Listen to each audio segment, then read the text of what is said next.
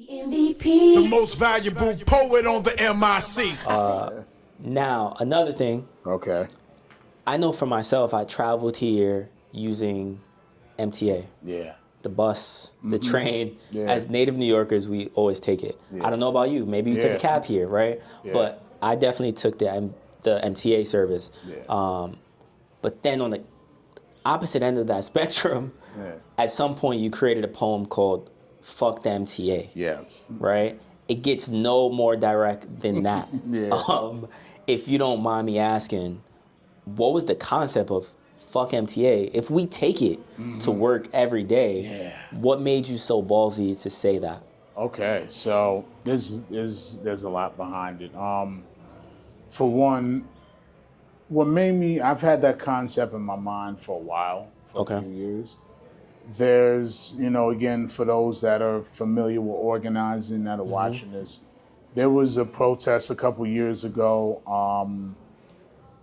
in Brooklyn. It was called FTP. I participated in it. I was one of many that came out for it because there was a young black man on the train in Brooklyn. I forgot what exactly happened. I don't know if he was allegedly involved in an altercation or he allegedly hopped the train, one or Okay. the other. I follow you. And the police backed out on him on the train. Like they pulled the guns out on him and everything, and it was recorded. Yeah. So a couple of comrades at the time went ahead, got together, and was like, "Yo, we sick of this shit. We demanding free MTA. We demanding police out of there, and just overall drastic improvements. Okay. For me, what also led to it was, seeing Eric Adams. Invest a lot more into police in the MTA. That's right. Anybody here who lives in New York and takes the MTA in the city, you see it. They coming up with different fucking turnstiles. They sure are. They got the shit where you can't hop over it now. Anymore. They got now they got the new technology shit. Yep. It's like, yo, you got spikes on the side. I'm like, He's not lying. I'm not lying. You can Google this shit and really look it up. And I'm like, all this for $2.90, about to be $3 come 2026 when this is released, right?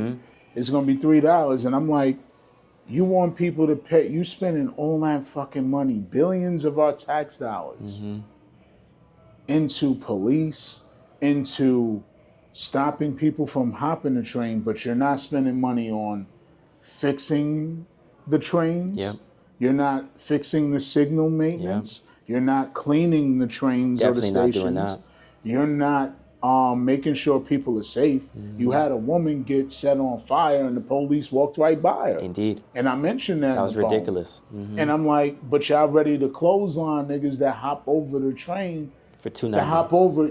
And they even shot Darrell Mickles, who was a black man. Yeah.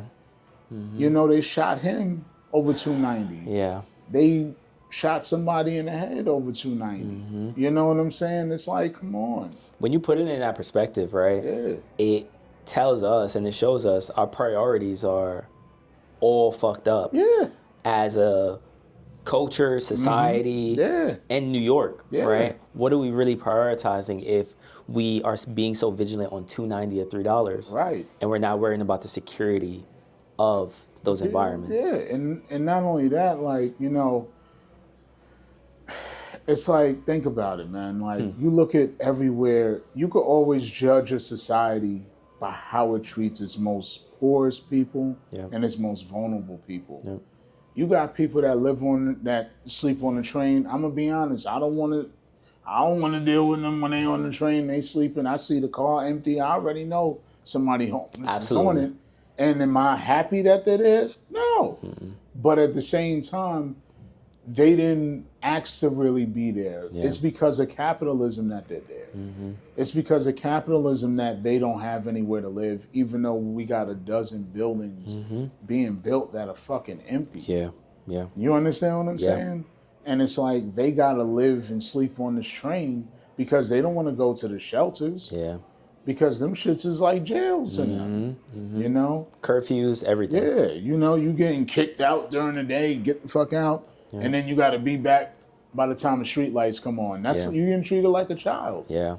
You know, and for me, man, it's just like seeing so many things happen with the MTA. Them having these new turnstiles every fucking month. Yep. And like you got people that are making these decisions on the MTA that don't even fucking take the train or the bus. Mm-hmm.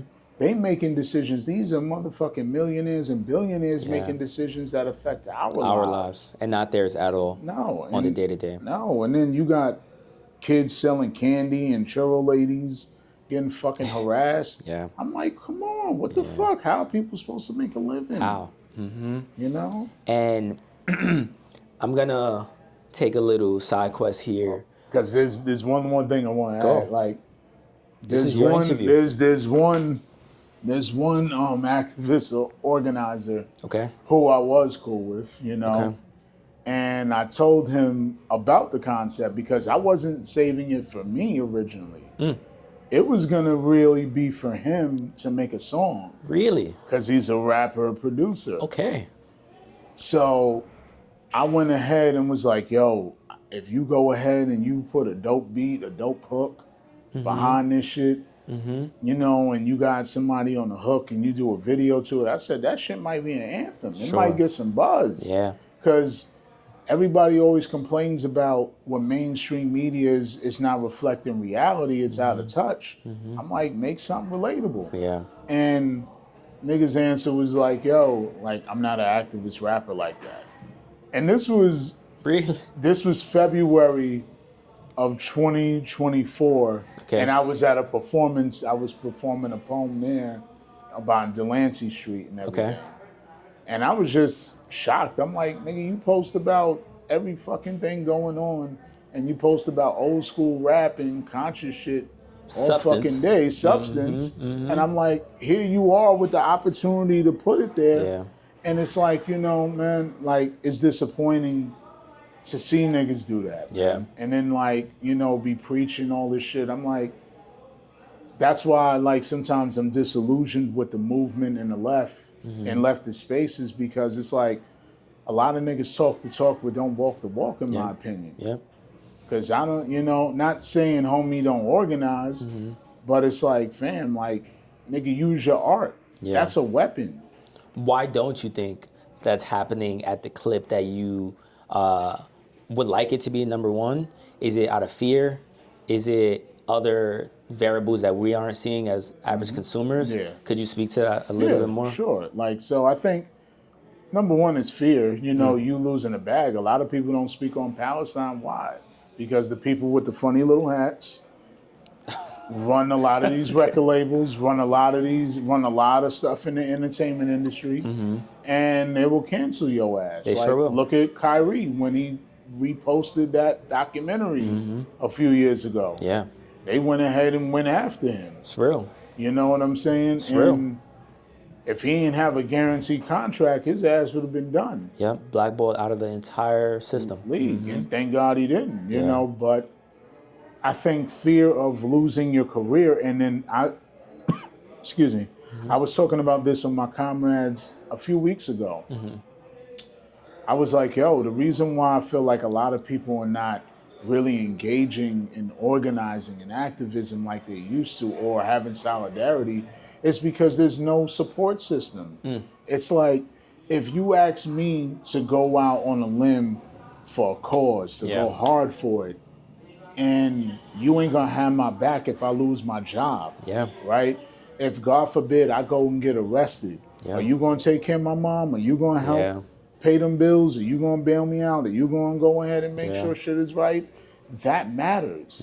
And I think that's the reason why people back in the day was down for shit, because they knew, yo, somebody got me. Together. You know, and like now it's like, well, you get arrested at your own risk. And it's like, you can't ask people to crash out for your cause, and you not willing to support them. You're not willing to meet their material needs.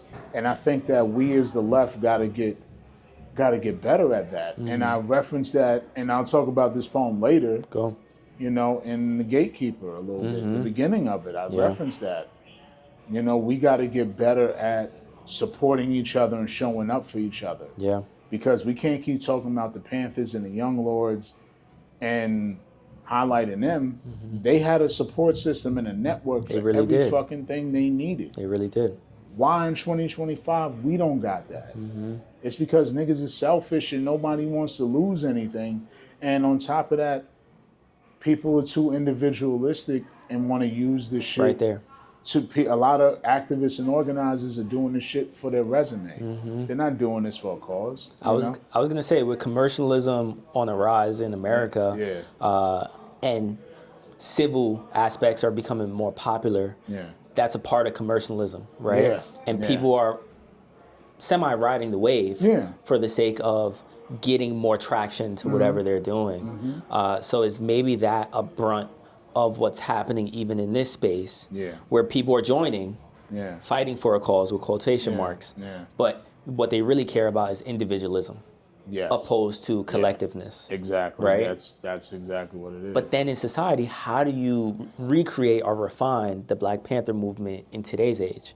Is that possible in your heart of hearts? I feel like it's possible. It's just that people got to look in the mirror and be real with themselves first. Like, am I doing this? Because I tell people all the time, there's two types of people I look at, right? There's people that live to organize and people who organize to live. Okay. Right? Me, I'm the type of person, I organize to live. Right? Like, I do this shit for survival because one day I'm gonna have a child or children, right? I want to leave my mark on this world and make sure I left it better than what it was when I came in here. You know, to some degree. Right on. You know, and I feel like that's the ultimate goal right there. And like, everybody got to ask themselves, like, what are you doing this for? And it's like, for me, I do it not because I, really enjoy and I love this shit, because you have some people who they live to organize, like that's all the fuck they know how to do. You take that megaphone away from them, they don't know who the fuck they are. Completely lost. When they go home, they don't know who the fuck they are. They don't have no one to boss around. They don't have no one to direct orders to. They're lost. They're completely gone. Me, I'm the same nigga I am sitting with you right now is the same nigga I am when I organize. In those spaces. You know, and a lot of people can't say that. And that's the difference to me, honestly. But I feel like it can be replicated in this day and time. It's just that people got to go ahead and actually do the work. Like, if you're good at political education, teach. If you're good with medicine and medical treatment and everything, be a medic. If you're a creative like me, focus on propaganda. You know what I'm saying? I look at organizing like I look at basketball, right? You have 15 players on a roster. One player is not more important than the other. Absolutely, you're right. Every player on that goddamn team plays an important role. Everyone matters. Right? So it's the same thing with organizing. One position is not more important than the other. And I think a mistake a lot of people made is thinking that being in the streets, fucking shit up, running around, sticking their middle fingers up at the police, selling them their imaginary dick they don't have, is more important than political education. And now we seeing the end result of that. Now you got a fucking country where you got people you got grown adults that are reading below a 6th grade reading level. You got kids that are in the 6th grade reading on a 3rd grade reading level. And you see it every day on social media, people saying dumb shit with no evidence and no facts. And now with AI, it's becoming even more dangerous, right? So it's like, for me, all this shit, I'm gonna just get to the point, it's like, we could do it. It's just that we got to get serious everything can be a fucking party in the movement. Yeah. I see everybody want to celebrate this, that, and the third. Ain't a motherfucking thing, in my personal opinion, to celebrate. And I agree. I think there's too much iniquity going on for us to go to the club, go to the party, go to the hookah lounge, just to celebrate and bullshit when there's so much more to take care of society-wise. Right. It's a lot at stake. It's our kids' future at stake. It's our future at stake. That's how I view it. You know, like, you got motherfuckers getting kidnapped while making food deliveries. Yeah. In broad daylight. In broad daylight. You know, you got people are struggling. You got ICE coming into schools, churches, shelters, taking people. kidnapping motherfuckers. And guess what? For those folks that think, well, this what they voted for, like, don't think it can't happen to us. Yeah, it sure can. When they target, they always target somebody else before they target black folks. Yeah. They're practicing with Latino people and immigrants first to then make their way to us.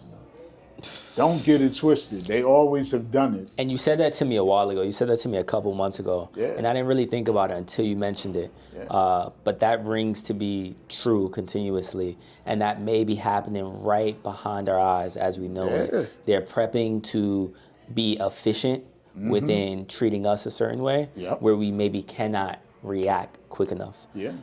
So there's so much credence to even that. What was the recording process like for Fuck the MTA?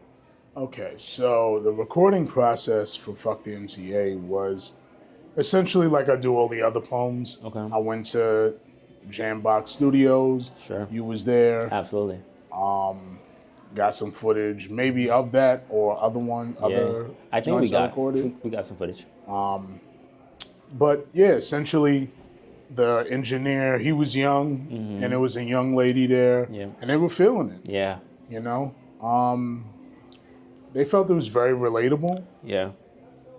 And it flowed naturally. Like, I didn't have to try too hard, I felt like, because it's not a punchline heavy poem. Sure. Is there anything that makes, outside of the subject matter, right? And maybe I'm veering off just a little bit, but is there anything that makes this distinctive and unique as a poem opposed to any other poems? I know you've written it very similarly. Yeah. But what makes it stand out from the rest? I would say what makes it stand out from the rest is that it's something that I feel like everybody could kind of relate to some degree. Yeah. Even if you're not an activist organizer type of person, just being a regular, everyday black or brown person from the hood, you taking the train or taking the bus, you know, and the things you see, you know, and like some of my other poems, I wrote from my experiences. Okay. You know, like, for example, earlier this year, when it was like, I think February, I was getting on the bus over by the area where the Fuck the MTA video was filmed. The same exact area, same exact bus stop. Okay. I'm getting on the bus, and there was an older black man getting on the bus with a cane. Okay. But mind you, they had the MTA fair enforcement agents out there. Yep. So one of them, he was like a big black dude, could have been around my age or a little older. I don't know. Looking like a bouncer at a nightclub, standing right there. You know where you swipe the Metro cards at that time? Yeah. Or your Omni card. He's standing there like this. And this guy's, you know, he's older, you know, old enough to be my grandfather, your grandfather. And he has a cane, and he's like, where's your Metro card? And he's like, he's like, I left mine at home. Sure. I left mine at home, I'm sorry, can I go? And he was like, no. And he was telling him, I'm sorry, you're gonna have to get up off here.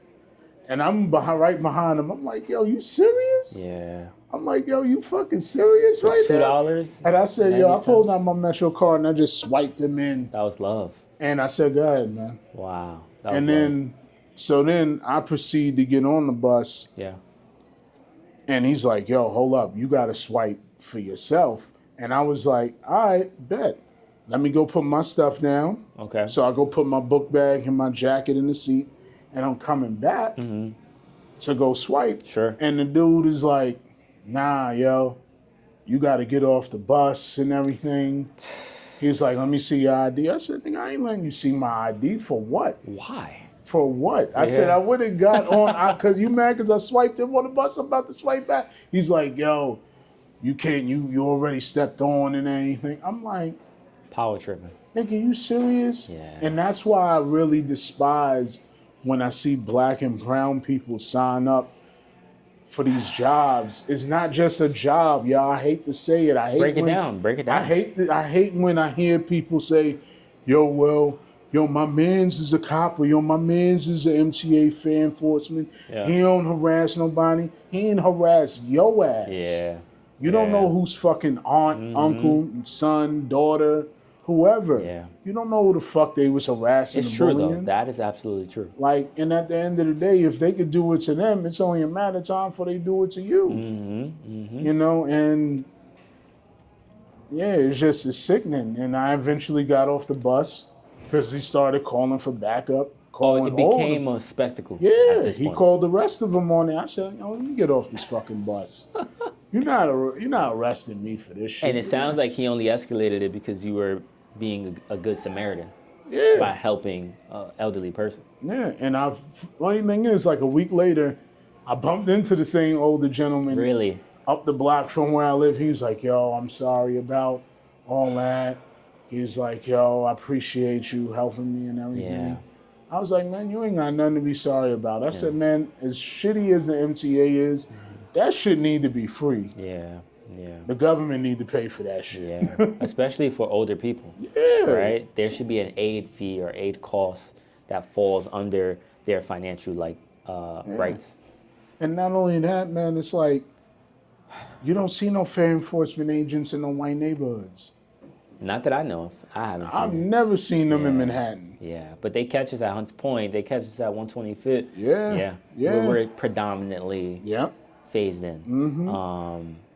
Is there anything else you can maybe add context-wise to the recording process, or what makes it unique? Then we can move on. But I would say, man, the only other thing that makes it unique and stand out, is I feel like just it's relatable, man. Yeah. You know, like I said, if you're just a regular person from the hood that's not involved in any activists or organizing activities, you know what it's like getting on that train and you feeling that heartbeat when you see police there. You know, and you knowing what they could do, man. I think there's one thing that's profound about you, right?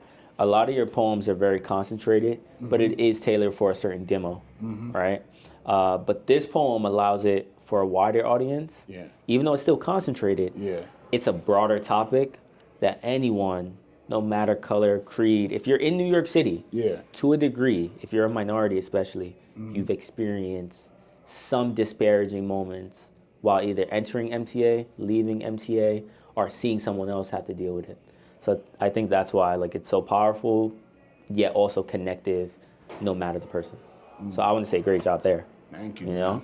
Also, what made you choose the location? I see you took a big gasp there. What made you choose the location for Fuck the MTA? Why was that important? What were you saying? Because I know you're a meaningful guy. What were you saying even within the location of Fuck the MTA?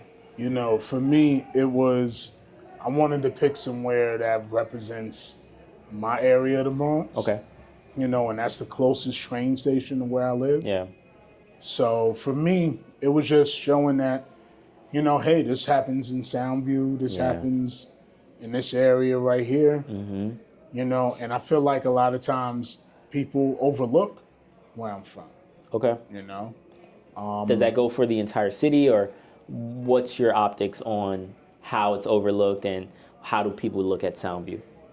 I would say, like, you know, I feel like a lot of times people overlook Soundview. They think that when they think of Soundview, they say, oh, it's the suburbs. Okay. You know, I'm like, shit, it depends on which part. It depends on which part you go to. I wish it was the suburbs. Shit, as many nights I had to sleep on the floor to duck gunshots. Yo, it's treacherous in Soundview, actually. It's not safe. You go to the wrong part, you might not come home. You might get caught up. You might get caught up. But yeah, I feel like, you know, just the Bronx in general, I felt like it had to represent an area that is either, I feel like, underfunded or overlooked. And I felt like that station, like, think about it, that station doesn't have an elevator. It doesn't have a... It doesn't, man. It doesn't have a escalator or nothing. So many steps, too. And I'm like, my knees be fucking killing me. So I'm like, and I be seeing women or people... Women or men holding carriages, strollers. I've seen it time and time again. I'm like, oh my God. I'm like, imagine somebody in a wheelchair. Yeah. You can't. You can't get up You can't. there. There's no way. Yeah. You're fucked. You have to go to the next station, which is Elder or St. Lawrence. Or you got to go get off at Parkchester and come back down. That's too far. And I'm like, like, all our tax money is going to what? Yeah. And that's what I keep coming back to, is like, every station should be accessible. Yeah. And it's not. At least here in the Bronx. Not in the Bronx. No, not in the Bronx. Not in the Bronx. Where the Bronx is the person that people love to fuck in the dark, but don't want to go ahead and hold hands with in the everybody disown us. They're like, they'd be like, don't you tell nobody. Don't you tell nobody we're together. Do you think there's something special to the Bronx being the last borough to be gentrified, or do you foresee that taking place? I see it in increments. I know we're veering off a little bit, but I want to dig in there. What's your positioning on that?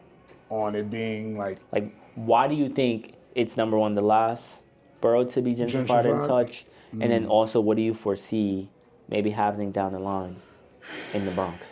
I feel like, for me, it being how I feel about it being the last borough, why I feel like it's the last borough, is because, for the longest, the Bronx had a negative stereotype attached to it, whether it was, it's poor, violent, ghetto, and dirty, there's nothing here. You let other people from other boroughs tell it, that's how they describe the Bronx. Yeah. And for me, I see the gentrification, happening little by little. I see the little coffee shops. I see the little stores, that are catering to tourists. I see I see these businesses that lean towards, gentrifiers or, and they're more pro-development, pro-developer, I should say. Okay. Which leads me into, leads into some other poems. So what happens to us, right, in the Bronx, who are Bronx natives, or I know some New Yorkers who were Brooklyn-based got pushed out of Brooklyn even to a degree and ended up in the Bronx. Yes. But what happens when the Bronx gets gentrified and we can't afford to be here? What do you foresee then?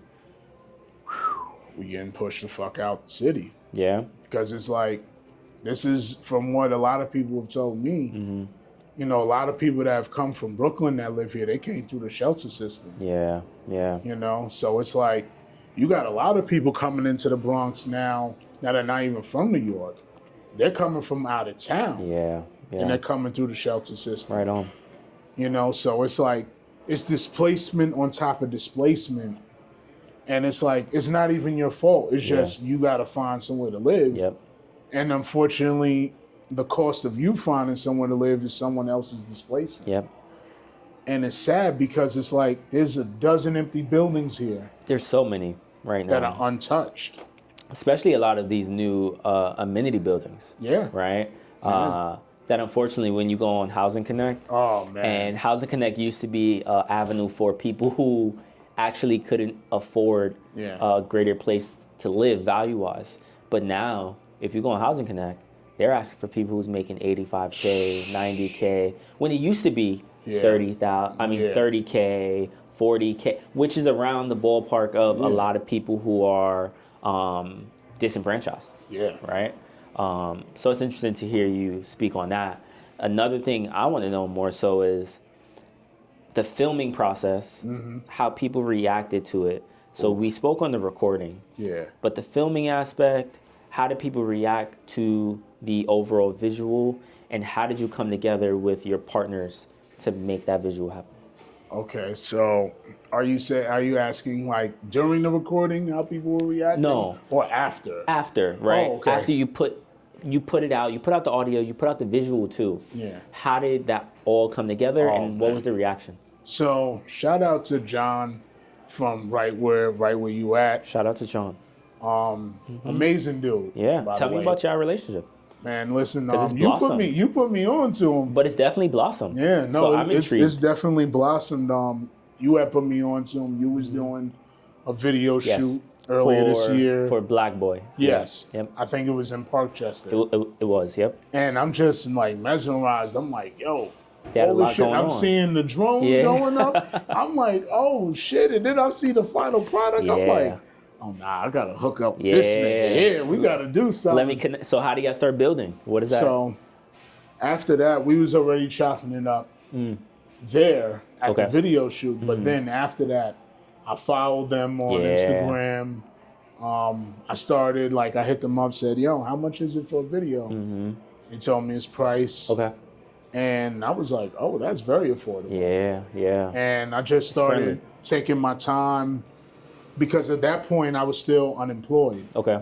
So I just said, okay, I'm gonna write my plans and ideas down, which I did for each video of what I knew what I wanted to do and executed. And I said, once I get some money, I'm gonna go ahead and execute. Yeah. And you followed up. Yeah. We followed up, and I think it was the night before Juneteenth.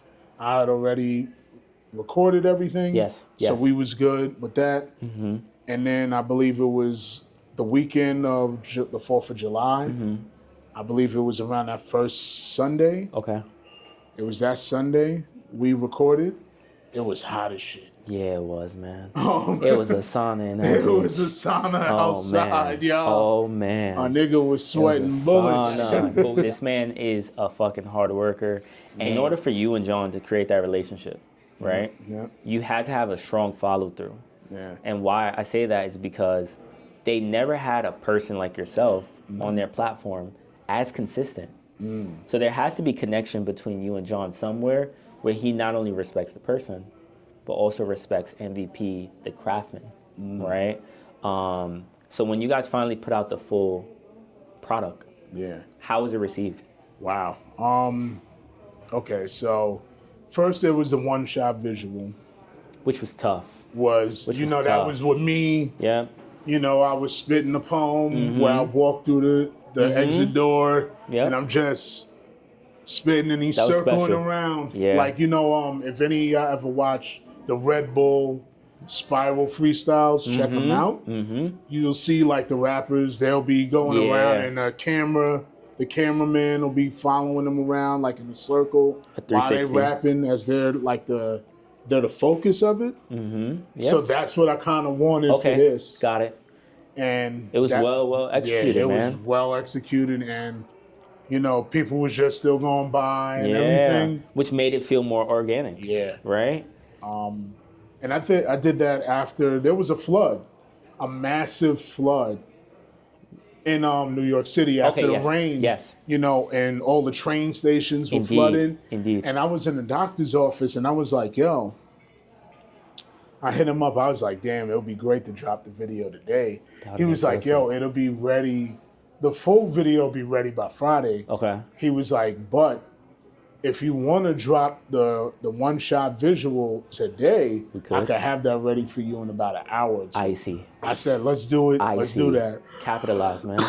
Excuse me, because I felt like it's all about timing. Yeah. Because I mentioned that in the poem. I'm like, the trains, they turn into a water park and everything. I said, Damn. this is what I Look at was that talking correlation. about. I said, yo, the subways be turning into a fucking water park. And they really do. Yeah. They do. Yeah. Like, we done seen the videos over the pandemic. If you guys aren't from New York, the infrastructure here is really poor. Oh And it my sucks God. because they continue to raise the price on us New Yorkers, but there's no real advancements or forget the advancements. There's no refinements on the piping, on the system overall, and it creates leakages. But what MVP is alluding to is the poor infrastructure here in New York City when it comes to subways, even buses to a degree. If it's pouring hard enough And depending on the age of the bus, it'll start leaking there. Oh, yes. And somehow they continue to raise the price. So it's going from $2.90 to $3 come top of the year. January, And that's not going to stop. So us as New York natives, we need some actual refinements in our fucking system. Word. Please. Word. The math ain't mathing right now. The math ain't mathing. No, it ain't. Like, how you raising the price and the quality ain't shit. Like, the quality is getting worse. The quality is getting big. God, that shit is in the ground now. Like, dead ass. Though. I'm like, yo, you got homeless people sleeping all over the train and taking shit. a whole fucking seating. You know, and I ain't mad at them like completely, but it's like, yo, like you want to charge me $3 for this? To sit next to her. I'm like, yo, you know what? I'm gonna start telling the homeless people, yo, go live with the people that make them decisions for real. For us. Sleep in front of their building. Let them go sleep in the house. Yo, sleep in their house. Yeah, I'm gonna walk with them and be like, yo, go live in that motherfucker's house I'm gonna go escort you to the house. Yeah, like all y'all motherfuckers that be making them decisions about the MTA for poor and regular people. Yeah. Taking the MTA when y'all don't, y'all need to go take the MTA for a month. Please. And let them homeless people go live with you. Nah, dead ass. Let them all come live with you. Yeah, and see how it because they feels. pretty much live with us on the train. Every single morning that we take the train. Yeah, they there. They like, yo, good morning. You know, I see you every day.